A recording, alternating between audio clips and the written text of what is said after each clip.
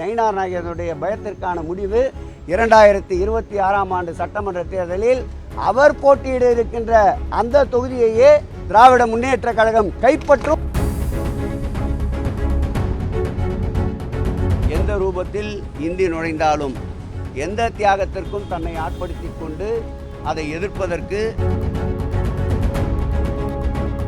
கரியின் சாயம் வெளுத்து போச்சு டும் டும் டும் டும், ராஜாவேசம் கலைஞ்சு போச்சு டும் டும்.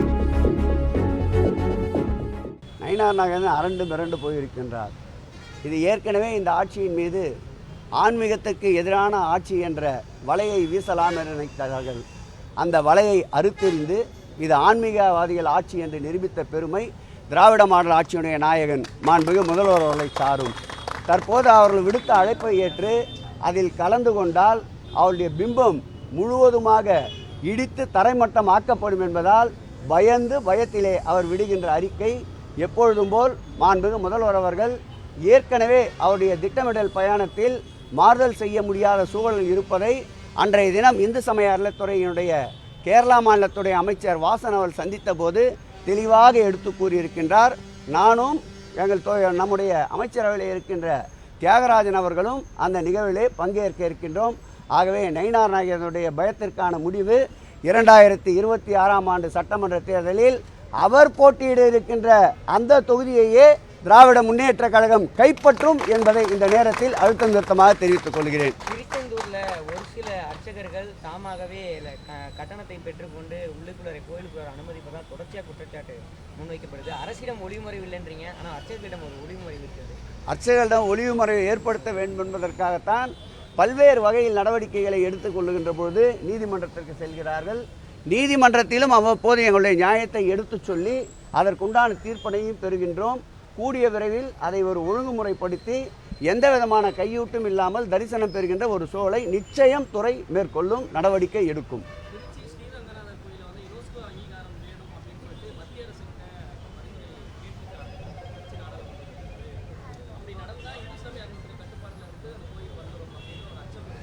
இல்லை, அதை நானும் ஊடகத்திலே பார்த்தேன்.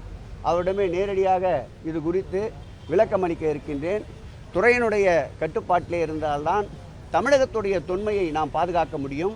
பல்வேறு திருக்கோயில்கள் அப்படி ஏஎஸ்ஐயிடம் இருக்கின்ற போது சிறிய அதனுடைய மரமாத்து பணிகள் என்றாலும் கூட அவர்களை அணுக வேண்டிய சூழ்நிலை இருக்கின்றது. அவர்களுக்கு போதுமான அளவு பணியாளர்களும் இங்கே இல்லாததால் அதில் உரிமம் பெறுவதற்கு பெரும் சிரமமாக இருக்கின்றது. இந்த சூழலையெல்லாம் துரை வைகோ அவர்களும் மாண்புமிகு முதல்வர்களுடைய அனுமதியை பெற்று விளக்கமாக எடுத்து கூறி அவருக்கு இருக்கின்ற நியாயத்தை கூட்டணி தர்மத்தோடு எடுத்து சொல்வோம்.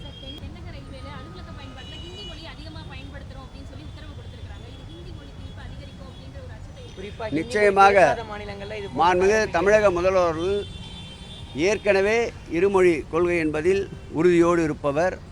எந்த ரூபத்தில் இந்தி நுழைந்தாலும் எந்த தியாகத்திற்கும் தன்னை ஆட்படுத்தி கொண்டு அதை எதிர்ப்பதற்கு துணிவோடு களத்திலே நிற்கின்ற இரும்பு மனிதர் நம்முடைய முதல்வர் அவர்கள்.